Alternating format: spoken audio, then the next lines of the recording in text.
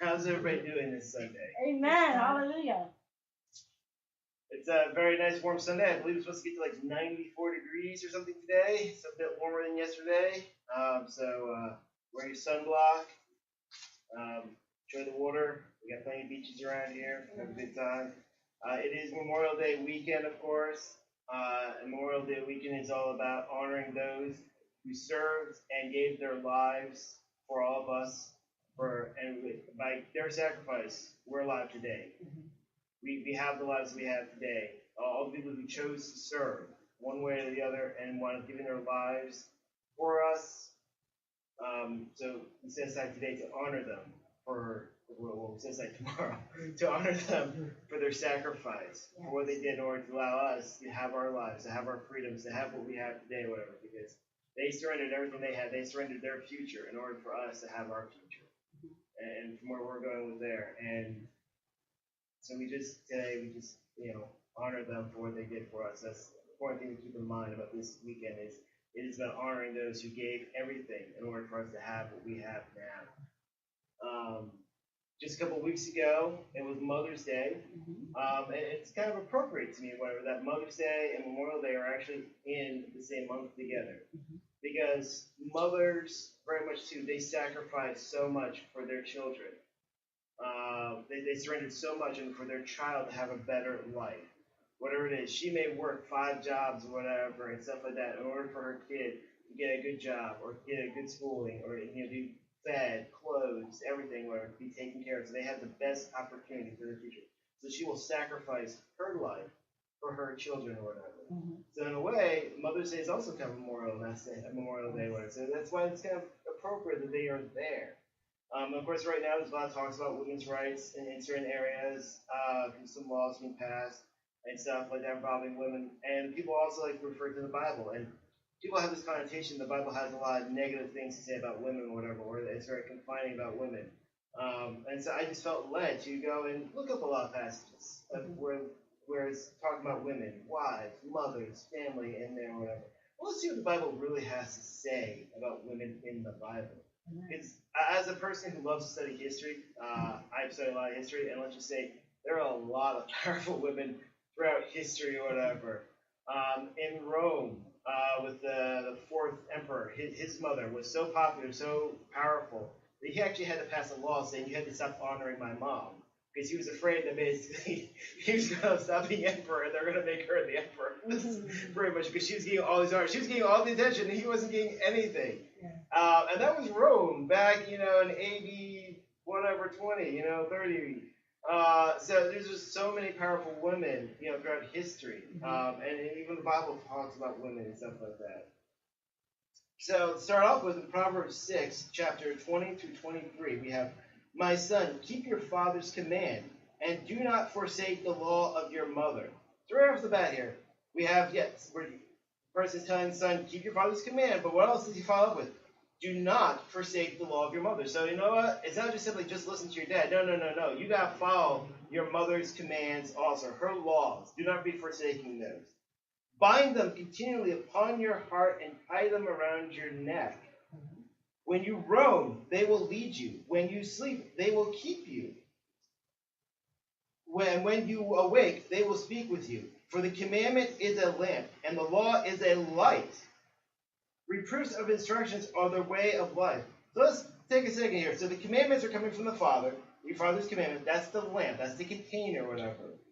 But the law, as we just saw there, do not forsake the law of your mother, that is the law is the light. That's radiating from that, whatever. So your father may have gave you this little container, and that's all great and like that. But without the light, a lamp doesn't do you any good. Yes. It doesn't do you anything, whatever. So without your mom there to provide that light, to illuminate your field so that you can see and understand, your father's commandments are kind of not so good. They just don't do anything. You need both to be a functioning thing there. And again, that's you need to have a husband and a wife. You need to have the father and the mother there. Functioning components, whatever, because you need to have the lamp, and then you need to have the light that's coming off the lamp. Just having the lamp doesn't do you anything. And you can't have the light without the lamp, because the light's going to come from the lamp.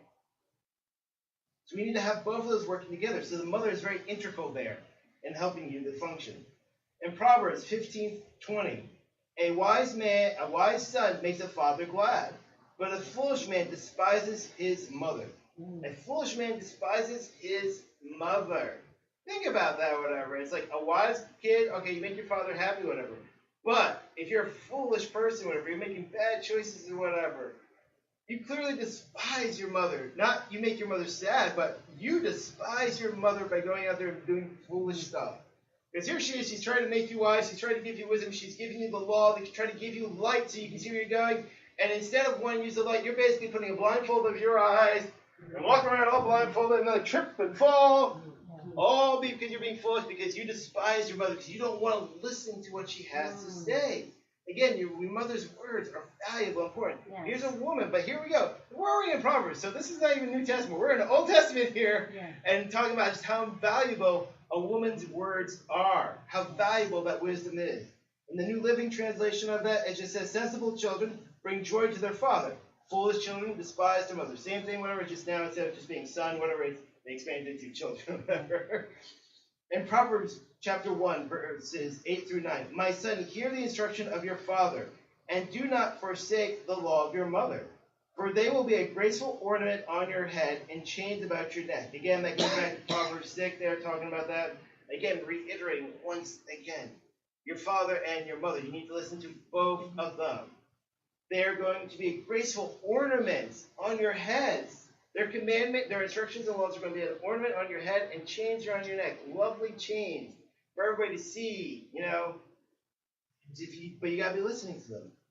In Proverbs 31, verses 1 through 3, the words of King Lemuel, the utterance which his mother taught him. Hold on here. This guy is a king. What we're about to hear is the utterances, the wisdom of his mother. Not his father, not his uncle, not some guy, but the king's mother. This is the wisdom of his mother is being written down for all of eternity, for everybody to read about, people. His mother. These are the wisdom from his mother. Words of wisdom from his mother. Taught him, what my son, and what son of my womb, and what son of my vows. Do not give your strength to women, nor your ways to that which destroy kings. And I'm going to read the whole rest of that section, actually. I only put down verses 1 through 3, but I want to go through all the way through 1 through 9 in that section there. So to continue on there, it is not for kings, O Lemuel, it is not for kings to drink wine, nor for princes strong drink, lest they drink and forget the law and pervert the judgment of any of the afflicted. Give strong drink unto him that is ready to perish, and wine unto those that be of heavy hearts. Let him drink and forget his poverty, and remember his misery no more. Open thy mouth, for the dumb in the cause of all such are appointed to destruction. Open thy mouth, judge righteously, and plead the cause of the poor and needy. So here's his mother telling him, first off, as a king, you should not be drinking strong wine.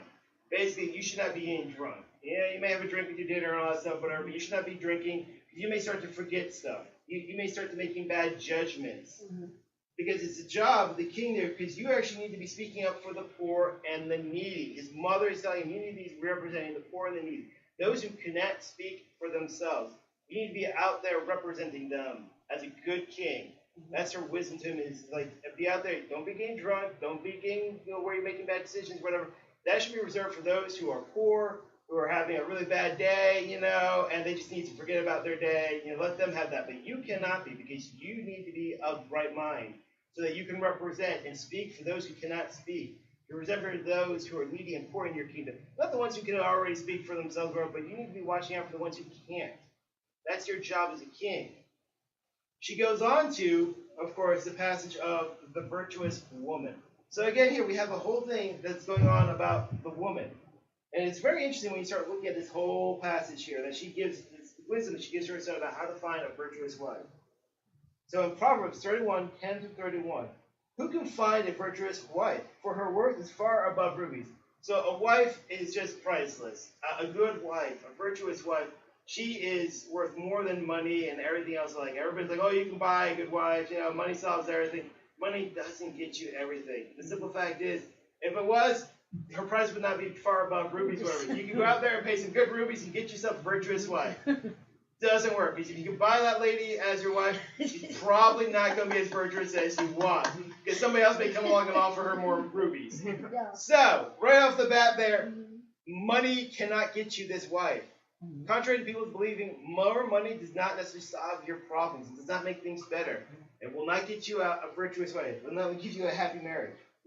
The heart of her husband safely trusts her, so he will have no lack of gain.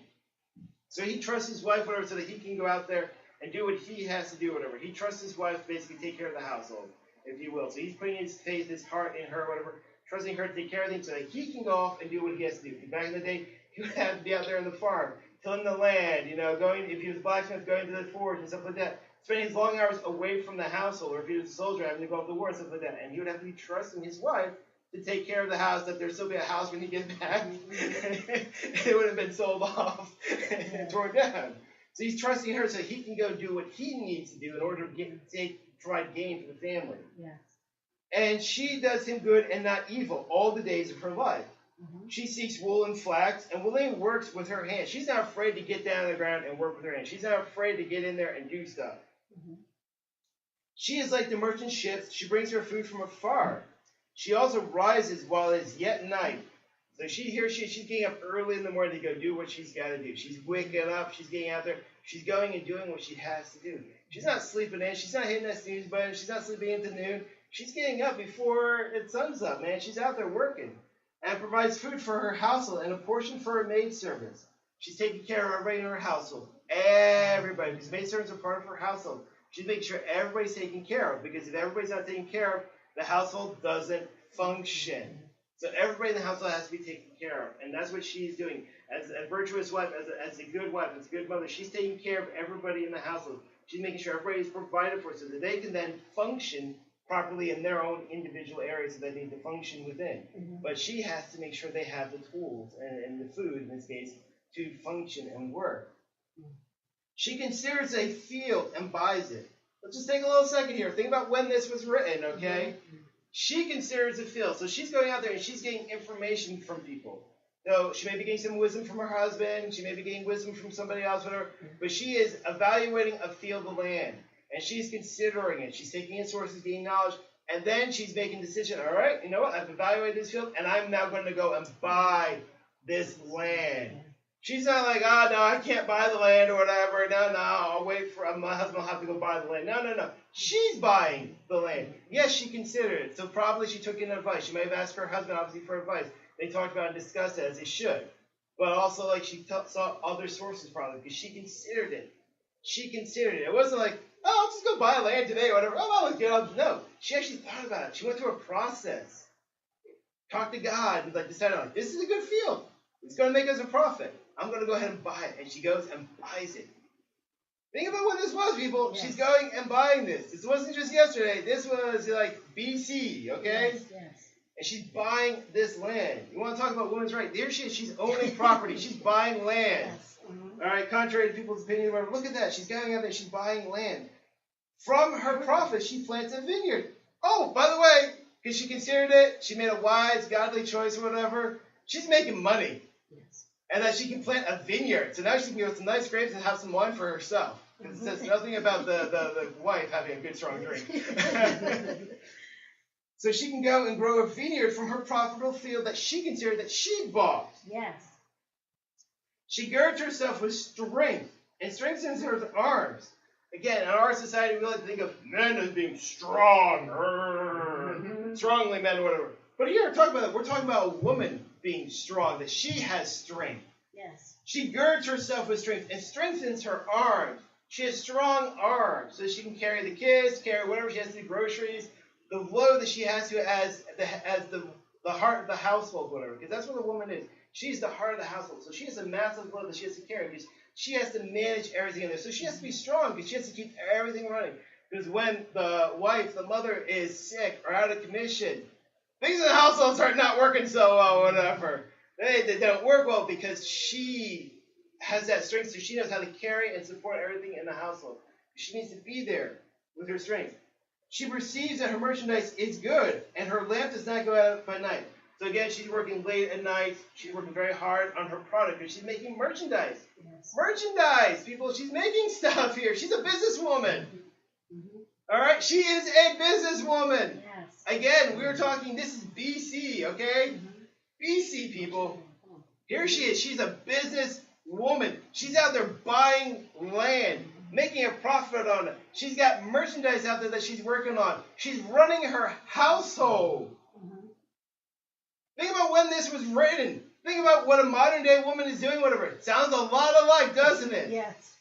People want to say, oh, the Bible puts down women and stuff like that. Here we are. We're talking about literally a modern day businesswoman right here in BC. And I'm not quite sure exactly when this particular passage of the Proverbs was written or whatever. But here we go, a modern woman. She's a modern day businesswoman out there running her family, managing it, taking care of everybody in the household. She is strong. She has her merchandise that she is selling. Yes. She's working late and she's getting up early. I don't necessarily recommend that because I recommend 8 hours of sleep.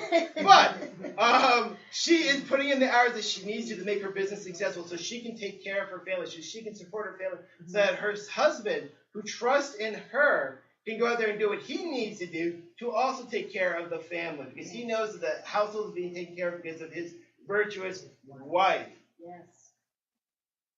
She stretches out her hands to the distaff, and her hands hold the spindle. I'm assuming she's sewing, because I'm not exactly a big sewer, but spindle sounds like sewing to me. So I'm going to say she's sewing. So she's sewing. You don't have to sew in the modern day. We have people who already do that. But by all means, feel free to make something. It's really nice. People appreciate it. And you can have a nice little side business. I've seen a lot of women make some side businesses, making socks and some other stuff they sell. So, hey, it's still work today. Yes. She's not afraid of snow for her household, for all her house is clothed with scarlet. She makes tapestry for herself. Her clothing is fine linen and purple because she's a successful businesswoman. She considered the land, made sure it was a good land. She bought it and it made a profit so she could make a vineyard. She has her business that she is running. She's got money coming in that she can buy fine linen and purple. You remember purple back then? You had to go and get that special stuff to dye that clothing. It wasn't just like, oh, hey, it's purple. No. If you didn't buy the dyes to dye your clothing, well, you got kind of bland clothing. You had to go and buy the special stuff to be able to dye it. Purple was rare. The indigo, it was expensive. That's why purple was used for royalty, because it was so expensive. So basically, unless you had moolah to get the indigo, to dye the cloth, to turn it purple, you didn't have purple clothing. I'll just tell you that right now. Nowadays, you can go to a store and buy all the purple you want. But back then, you had to have some money to be able to buy that dye so you can dye that clothes. And here she is. She's clearly a successful businesswoman, mother, wife, because she has purple clothing, people. Yes. She's successful. Her husband is known in the gates when he sits among the elders of the land. Yay, he's a known person. She makes linen garments and sells them and supplies sashes for the merchants. Again, that businesswoman, here she is. She's busy out there making stuff and selling them.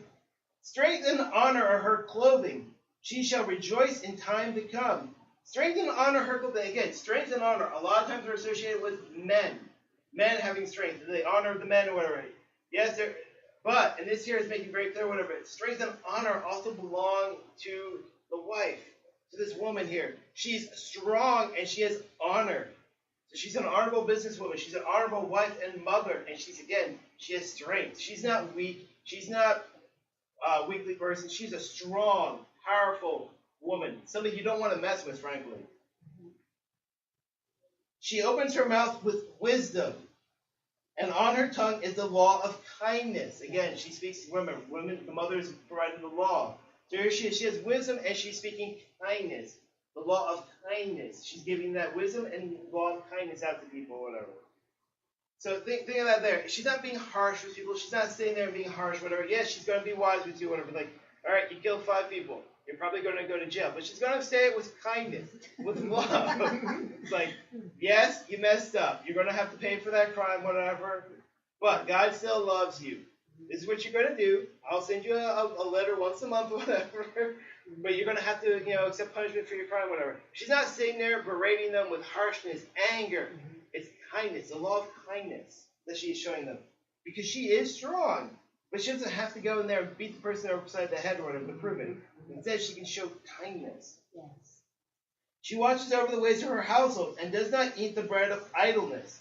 Another way of saying that is she does not eat the bread of YouTube, of Facebook, of Instagram, of Twitter, of all, or your favorite soap operas on TV, whatever, of television, stuff like that. She is busy. She's got a household to run. She don't got time to be wasting on stuff like that. That's why she's waking up early in the morning and she's keeping the lamp burning at night. Because she hasn't got time to be sitting there going on Facebook. Because you sit there and you start going on YouTube, watch a couple of videos, like, oh, let me go watch this real quick. Oh, 5 hours later, you're like, whoa, where did they go?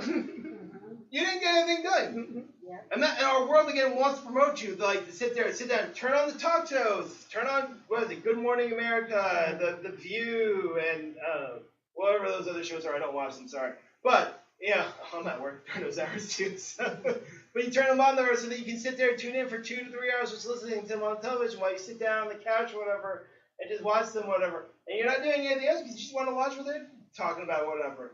And you're like, oh, well, I'll put that on the background. Well, but then you're listening to that in the background. You're not really concentrating what you're doing either, whatever. Because it's going on back there because when you hear something that's exciting back there, because you're really trying to listen to them, and when you hear something exciting, you stop what you're doing to go and see what's going on over here on TV. And so you're really not really focusing on what you're doing. So even though you don't think you're being idle, you're actually kind of being a little bit idle then. Yes. So you're not really concentrating on what you need to do. And a virtuous woman, she's not doing that. She's not taking that bread of YouTube. She's not taking that bread of Good Morning America. She's not doing that. She's setting things aside. She has things set out as scheduled. She's planning out her day. And I'm sure she has a time period for rest because God even commands us to take periods of rest with her. So I'm sure she has a period of time of rest and relaxation where she takes. But it is when it's appropriate, when she's not doing something else. And so she's not taking that bread of idleness. Her children rise up and call her blessed, because she is blessed. Her husband also, and he praises her. Why wouldn't he want to praise her? She is a virtuous woman. Look at everything that she is doing for him. Oh my God, she is taking care of this household for him. She is so strong and powerful. Many daughters have done well, but you excel them all. There are a lot of women out there. Some of them are good ones. They do their best they can do, whatever. But the virtuous woman, she beats them all hands down. There's nothing better than her. Look at what all she's doing. She's a successful businesswoman. She's out there. She's running it. She is strong. She's honorable. She's laying down the law of kindness. She has words of wisdom. Charm is deceitful and beauty is passing. Again, as we all know, charm is, well, deceitful, whatever. It's not necessarily true. And beauty in itself, it fades. Somebody can sit there and try to be, oh, she can be, oh, look at her. She looks so charming, so beautiful. Well, that's great, but her charm may not be truthful. And her beauty will eventually fade. I mean, no matter how much Botox you get, it still eventually starts to fade. But a woman who fears the Lord, she shall be praised. Yes. Give her of the fruit of her hands, and let her own works praise her in the gates. Let's just take a second look at that. Let her own works praise her in the gates.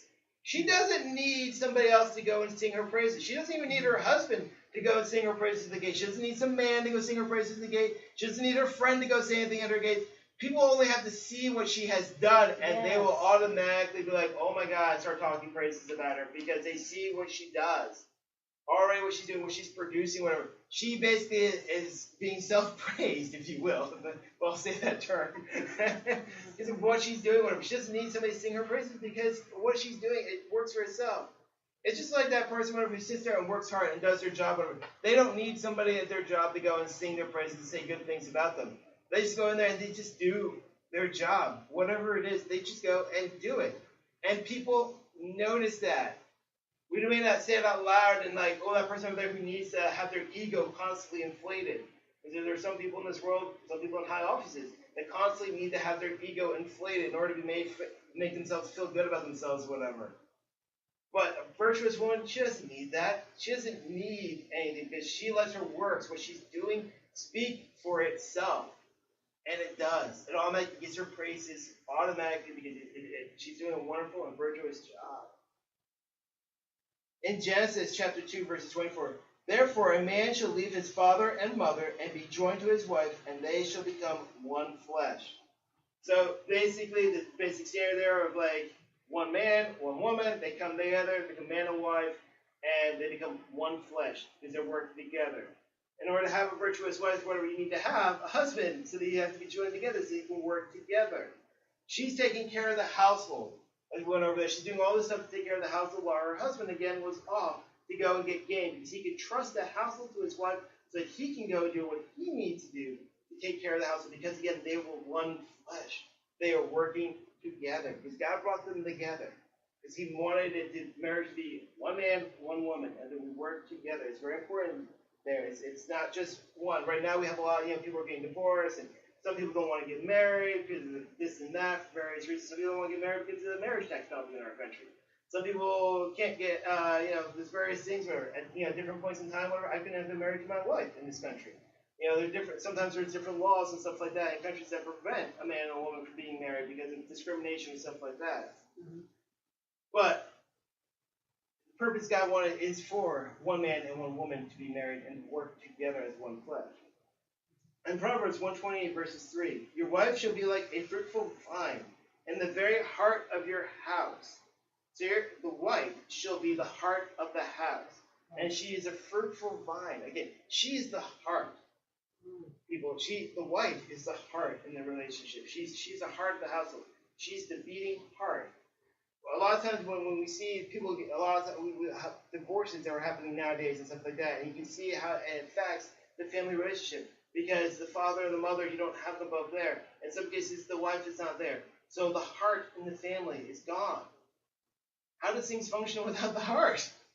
Living things don't function too well without a heart. You need the heart there. But she is the heart, and when she's not there, your fruitful vine can't go through the house with her because she's there to support and take care of the household.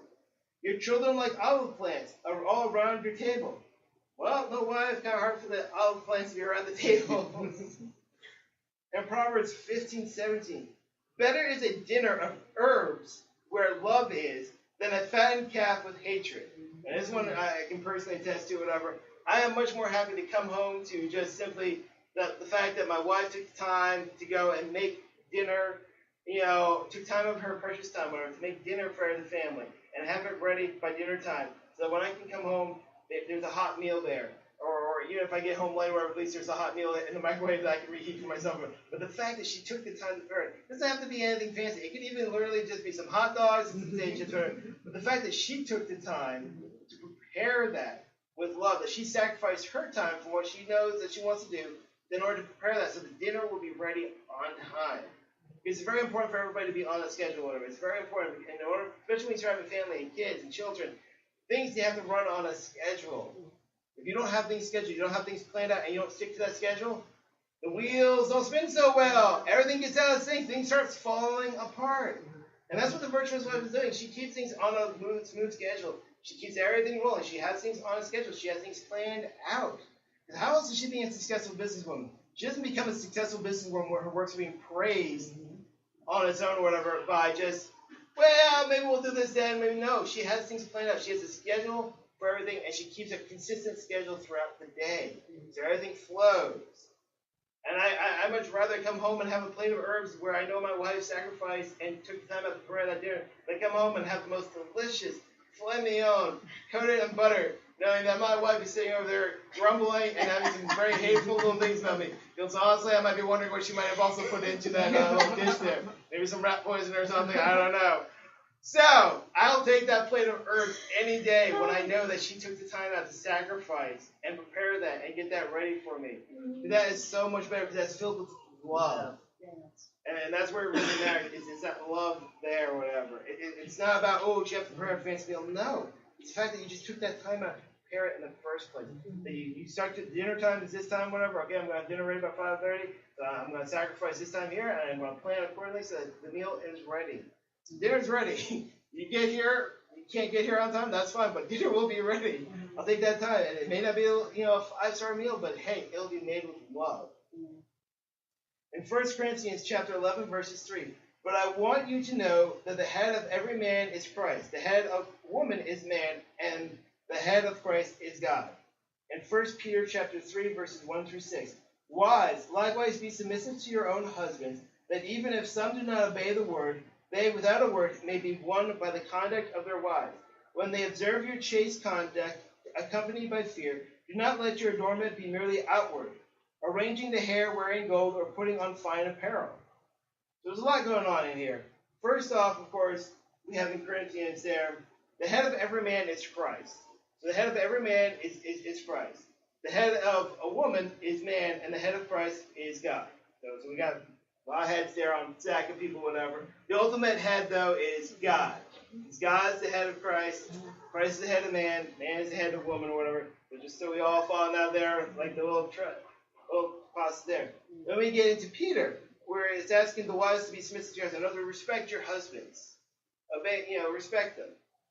Even if they are not following along with the word, whatever, you need to conduct yourselves accordingly.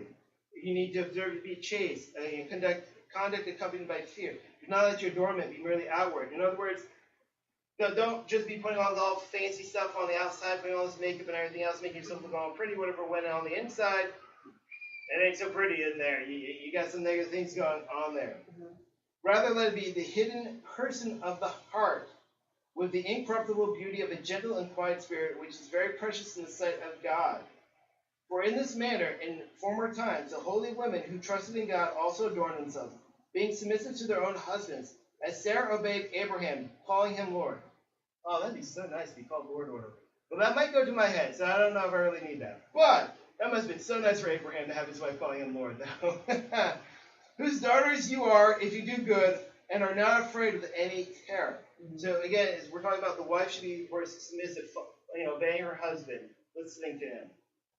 In Ephesians chapter 5, verses 22 to 29, wives, submit to your own husbands as to the Lord. For the husband is the head of the wife, as also Christ is the head of the church, and he is the Savior of the body. Therefore, just as the church is subject to Christ, so let the wives be to their own husbands in everything. Husbands, love your wives, just as Christ also loved the church and gave himself for her, that he might sanctify and cleanse her with the washing of water by the word, that he might present her to himself a glorious church, not having spot or wrinkle or any such thing, but that she should be holy and without blemish. So husbands ought to love their own wives as their own bodies. He who loves his wife loves himself. For no one ever hated his own flesh, but nourishes and cherishes it, just as the Lord does the church. So again, the wives should be respectful. They should submit to the husbands, but the husbands should love their wives, just like Christ. Should love their wives, just like Christ loves the church. So you gotta have that love and respect relationship there, because you cannot be loving your wife if you're being harsh or being abusive or being mean or cruel to your wife, because that's not how you would love yourself. And so you're commanded to love her just as you would love yourself, whatever. So you need to be showing that love there, that Christ-like love there. In the same way, she needs to be returning respect. She needs to be showing respect to you because you are the head. The husband is the head in the relationship, but the wife is the heart in their relationship. You need both to work. Again, a lot of times we're having those problems right now because when we're in the family units, we don't have a head and we don't necessarily always have the heart. And we're having a lot of issues in family units because we don't have a head and a heart. No head, no heart. What can we do? We got problems going on there. You need the head and the heart. They're integral. They have to work together. Again, they're working together or whatever. You're submitting yourself to your husband, but your husband also has to submit to you basically by loving you, just as he loves himself, whatever. It's an equal exchange, if you will. Even though the words are slightly different because there are different things in it. Because as men, we want to be respected or whatever. Women tend to want more of a, what we call love. It's not that there isn't respect in both sides, whatever, and needs some love on both sides, but it's slightly different about the way you have to provide that in order to make each other happy or whatever. In 1 Timothy 5, chapter 5, verses 8, but if anyone does not provide for his own, and especially for those of his household, he has denied the faith and is worse than an unbeliever. This is going back to the virtuous woman there you saw. She was providing for the household. She was providing for everybody, and she was taking care of everybody. Because a lot of times we get distracted by things. Sometimes, as a successful businesswoman, as a virtuous wife is, she may sometimes let herself get too busy with her business. And she might let something slide in her family. You got, again, that's where you're creating that time. You got to manage things correctly so that you're providing for your family.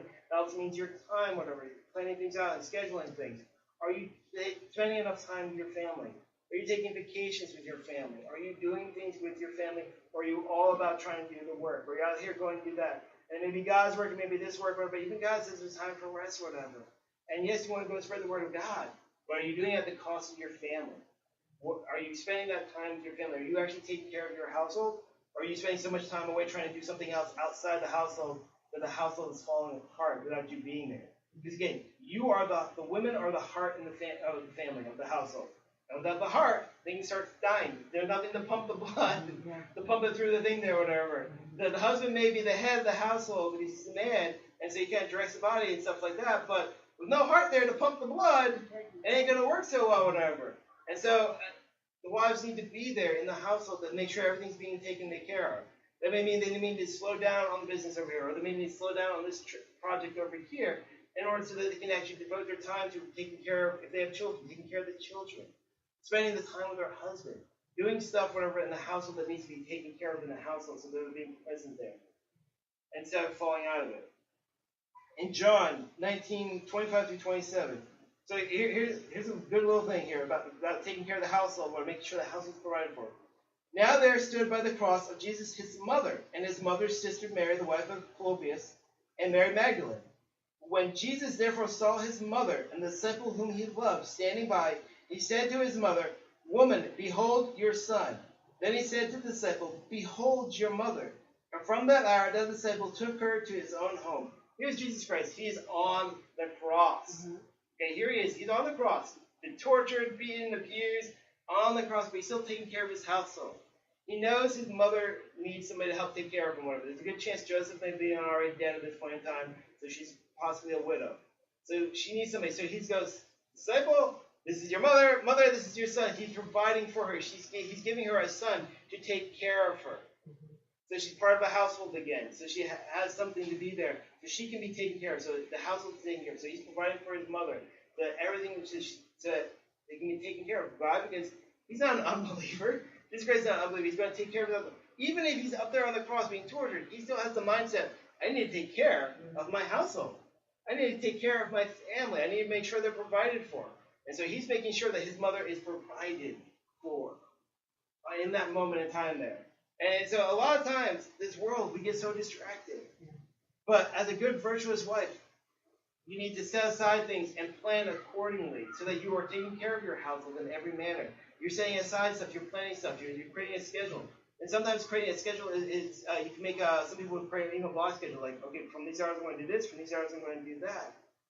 But you reap the benefits. Why? Because it's not so much that people run out there and just start saying things, whatever. They'll see your works and they'll automatically gain praise. God sees it and you gain praise, whatever. It's so much better when you're getting that praise and reward from God, because he's seeing what you're doing. He knows that you're being a virtuous and upstanding person, than having somebody else say it, because that's great that Joe over here said, hey, you're a wonderful person, or that's all great. But when God says it, acknowledges it, when you get in his presence, the rewards that you will reap from that are beneficial. Yes. But as you can see there, women were not weak, even in Jesus' time, even in the time of the Bible, whatever. They were strong and powerful. Literally, we have an entire passage talking about modern-day businesswoman running the household, because, again, the wife is the heart of the household. She runs it. She functions it. If she's not there, she's out of it. When the heart's not working so good, the household ain't working so hot. The husband's the head, yes, but the wife is the heart. And so very important. And that's why with Mother's Day, again, we got to make sure we honor them, because they are so important. Because where would we be without the heart of the family? Where would any of us be without our mothers, who help raise us and give us instruction and wisdom, who is there, who is the lifeblood of the family? That is what the wife is, a good wife, a virtuous wife. Yes, she can be a businesswoman and a successful business woman, but that's also because she's keeping a schedule, because she's taking care of the household. She's making sure everything is running as smoothly. She's not just being distracted by just running the business. Oh, my business is so business, I'm going to be over here running the business and leave everything in the household alone. No, she's balancing. She's running a very delicate balancing act. It is. And when it gets out of whack, it causes problems. It causes stress in the relationship. It causes stress in the marriage. It causes stress in the family. Why? Because think about it. When your heart starts going, and it's not pumping right, you start having problems. If your heart's not pumping good, you can start feeling a little wheezy. You can start feeling tired. You can start feeling exhausted. You might have to go and get the little shocky thingies, going to reset it there. But why? Because the heart gets out of the beat. It gets out of the rhythm. It gets out of the schedule of the discipline that's in or whatever to keep everything running smoothly with it. Everything has to be in balance. But women are strong. They are powerful in the Bible. Yes. They have strength that provide to everybody. They have the law. They're the light coming off the lamp that help guide your path. The law of kindness, that they have wisdom to provide to you or whatever. They are not weak. They are very strong and they are very powerful, as God has talked about it here. And so I hope you take something from that marriage is a powerful thing. Family is a powerful thing. And that's the reason why the enemy is attacking so much and trying to tear apart families, trying to tear apart marriages, trying to keep people from preventing them not to get married, to destroy families, rip them apart, whatever, because he knows when they are working in one, when you have a virtuous wife and the husband is also virtuous himself, whatever, that when they're working together and serving God as one flesh, that's a powerful unit because they're going to raise up their children in the right way, whatever. And their example on their own, people will just see that and speak praises just organically about it. It won't be somebody have to go and promote them or whatever. They just see people doing it and they'll be automatically like, that's pretty good. I want a life like that. I want to live a life like that. That is really good. That's exciting. And just by that alone, by that example, you're spreading God's word. Because they're like, oh, well, they follow God. Oh, look at that. They're living a godly marriage. Oh, she's a virtuous wife. Oh, he's a upstanding husband at the gates, elders. And they'll start seeing that, and they'll see those examples. And sometimes examples, actions have so much power. You don't need to be out there shooting your own trumpet or whatever. Mm-hmm. Because if you are being virtuous, if you are being honorable, you're showing being godly, it happens organically. Yes. God will automatically promote you. Mm-hmm. God will automatically sing your praises. And if nothing else, when you get to heaven, you better believe the angels will be singing your praises out there for you walking in the right path. So women are strong. They are powerful. Honor your mothers. Listen to them when they sing their advices. Women, if you want to be businesswomen, God tells you can be a businesswoman. You can run a successful business. Go right ahead and run it. But also make sure you are disciplined. Don't neglect your family. You have to. It's a balancing act. But you can be powerful. You are powerful. Women are powerful. The Bible says it, how powerful and strong. The strength, remember, and mentioned strength a couple of times there, talking about that woman, the virtuous woman. She is strong. She is not weak. She is strong. She can overcome. And she will persevere. And they will sing about her praises. They will talk about her praises at the gates of her works. It'll just be so, oh my God, can you believe how wonderful this person is? And they will talk about her praises from what she has done. So thank you. Thank you all. Just going to a little bit of short